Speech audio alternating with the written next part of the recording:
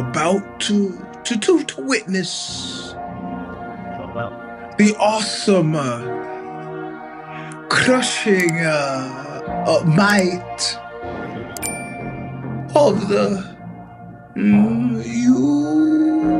Eugene S. Robinson show. What was it? What was it again? Stomper!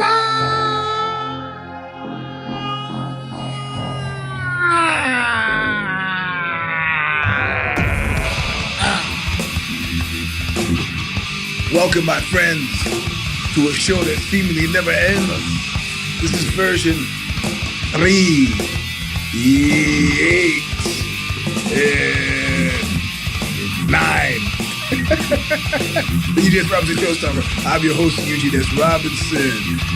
Let's let Bob Riley do his due, which is specifically to sing us in like he has every single week since 2007. The band is Stigmata. The song is called Intro All of Nothing from the record The Calling of the Just, still available from Revelation Records in Huntington Beach, California, where they shoot you to death in a nightclub, they hit your car with a hammer, and they run your mayor pro tem out of town on the rail to open up a substandard restaurant that will inevitably fail somewhere in Central Florida. Get it if you haven't already. But now listen well to what sets it off every week. You're gonna love it. This show especially, I've already had 4 defections. 4 in the first 30 seconds. I'm on my way back nowhere. But I could not see so clear. I'm taking a real good look at you. Now I'm taking a real good look at your face. So being payback for always nothing. Yeah. There we go. I'm looking for the button to turn it off. At this point, I know the button is not there because I don't control it. It's wonderful now. I can concentrate on doing the things I do really well, like... then of course there's always, some of the things I do well. So anyway, welcome to the show. This is 389 of the Eugene S. Robinson Show Stomper. I'm your host, Eugene S. Robinson. And when I say there were defections early, now the two-step is familiar to anybody who's on the spectrum like I am and likes regularity and routine. What happens is I go live with the Substack, and then June and I do the magic thing, and then we do the thing that gets us here now live for the Show Stomper. So there is a gap between when I post a Substack and then when I get around to doing this. In that gap, in that space of the gap. I don't know if I do that well. The historical record is still untapped there. But so where was I going? Enterprise knocked me off. Knock me off. Oh, so in the brief interregnum between the Substack and the show, usually Substack will send me a notice that I put it out. They'll give me some assets to do other stuff with it, like if I want to list it other like TikTok and I usually kind of ignore those. I do the standard. Sometimes LinkedIn, Twitter, Facebook, and Instagram. And in that space, before I even got finished doing that, 3 people what I can't even remember what it's not defriend in Substack terms. It's so are like, we're out. We're out. We're out. And the funny thing is, this last week's piece was weirdly super successful. Right? Like Jerry from Massachusetts hates when I write about music. He goes, "You call that music?" Yeah, okay, right. You call it a hamburger? Yeah, it killed those. But I was like, fuck, bro. I mean, Hemingway said, write what you know. What else do I know? And of course, in the Instagram comments, inevitably bred conflict because internet, of course, is where people go to fucking fight. I've got no interest in this. I don't expect to convince you, and I don't expect to be convinced. That's not why I'm there, right? So, but inevitably, people are like, what you got to do is stick with your music. And that, I heard all that bullshit. Kathy Palo, who when she was still managing Kristen Hayter, as well as Chelsea Wolfe, it's like, oh, you should put us on your record label. Sergeant House would be pretty. She said, what you need to do is see, there's this thing called the internet.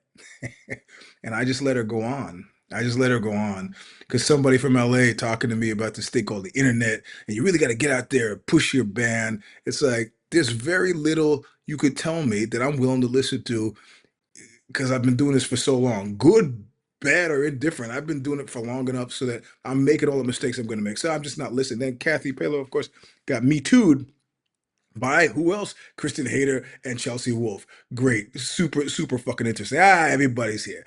Okay, so the people like they're fucking bailing, but at the same time, how many pickups do I have as a result of that? 43. Now this is a weird phenomenon that happens. Like I told you about the show in Berlin for 2 weeks ago. The guy who booked me, Jason Honey, who used to sing for Social Unrest, and then a band subsequent to that, 10 Bright Spikes, and a band before that, Grim Reality.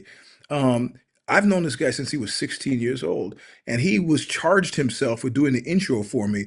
He doesn't know any about anything I've done post 1984.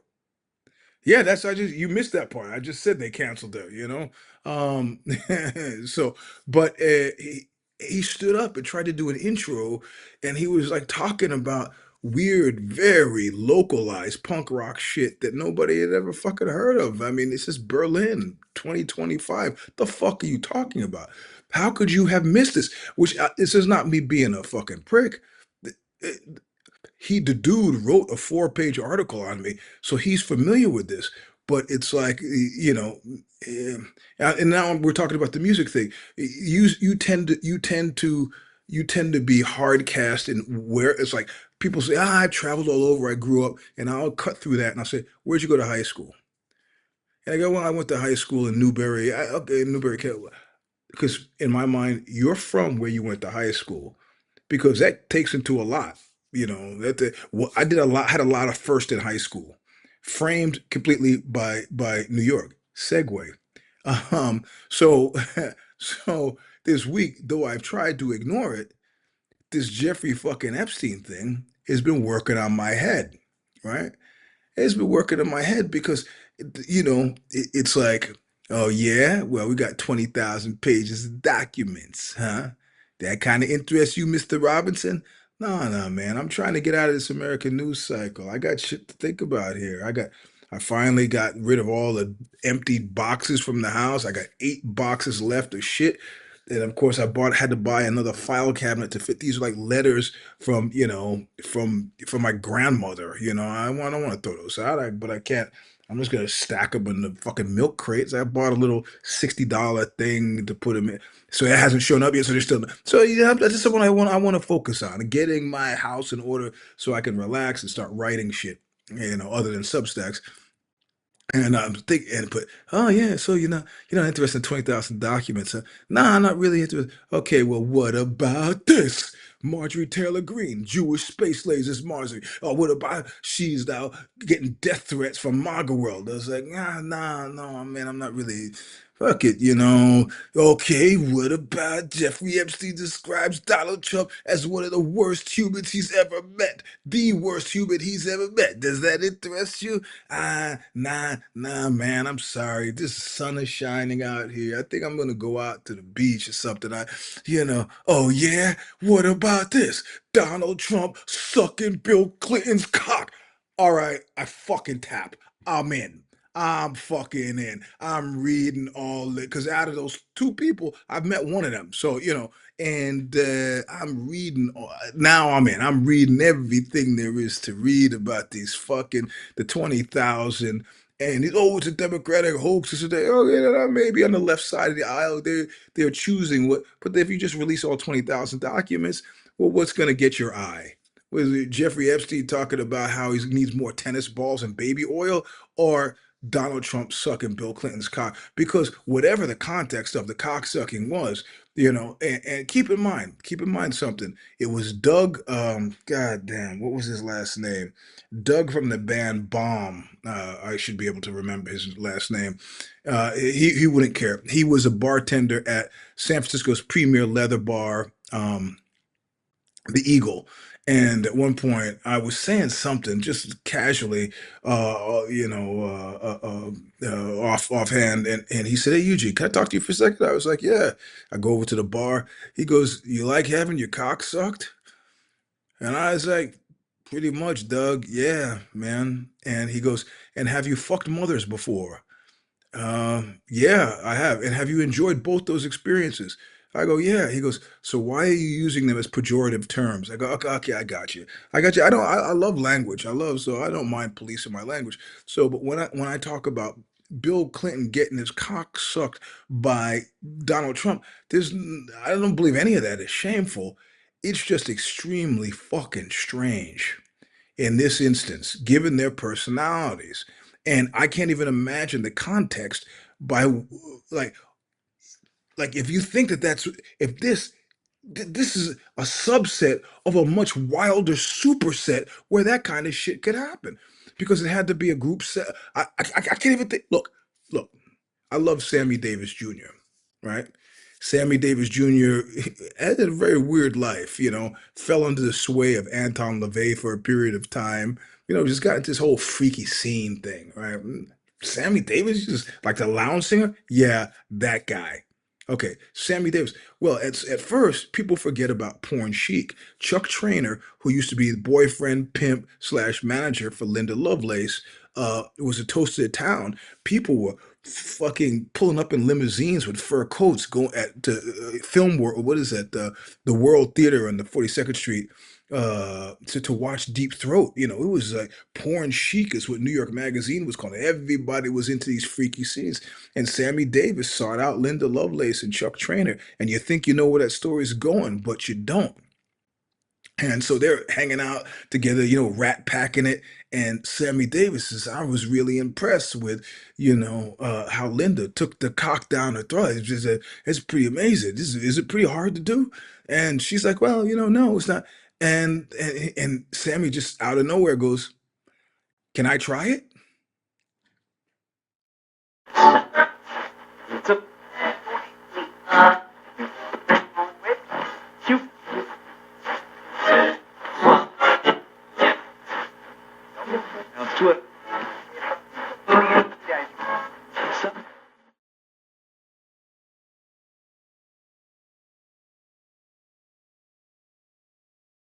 This is what captivated my mind this week. That means, in terms of percentages, I spent about 2% of my time thinking about the UFC this week, and about 98% of my time thinking about these fucking rapeaholics. Rapeaholics. Jesus Christ. No women on the island. No women on the island. And anyway. Yeah. Yeah, man. Let's not even talk about dude. So anyway, what do we got going on this week? Actually, I thought it was last week. I do have a new decibel piece due this week. I have no idea what it's going to be on, so I have no help in that regard. I do have the uncertainty factor is the new Bad Boss Brief, and that comes out on Wednesday. So check it out if you can. Thursday, I'm on Miko's show. I have no idea if that goes live or something. And Saturday, if the shoes fit. And Sunday, this show again,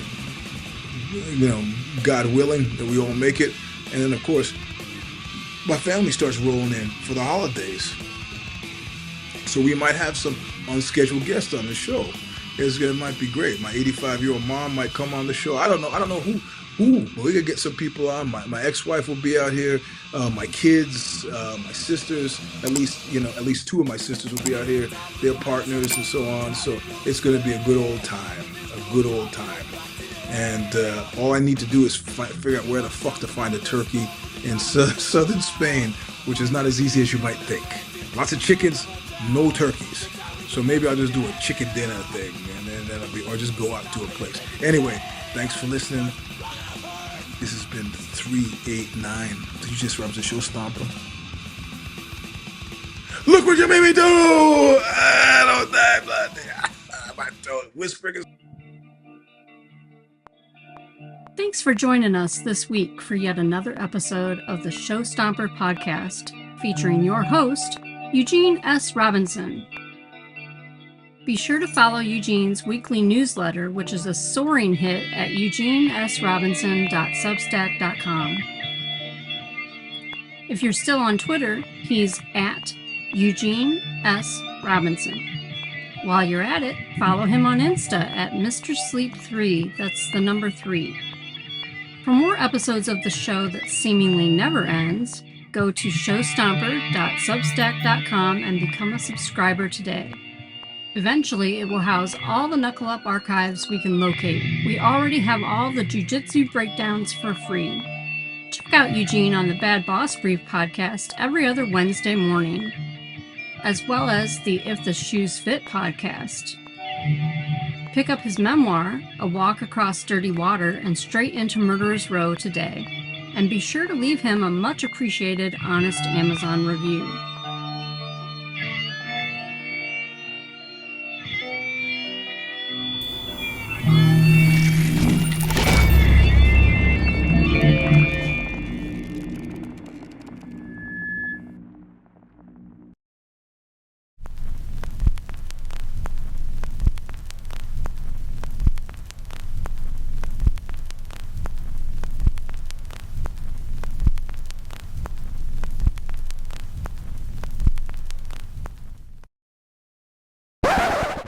Hey, are you still there? I'm here too. This is me, June M. Williams, Eugene's producer.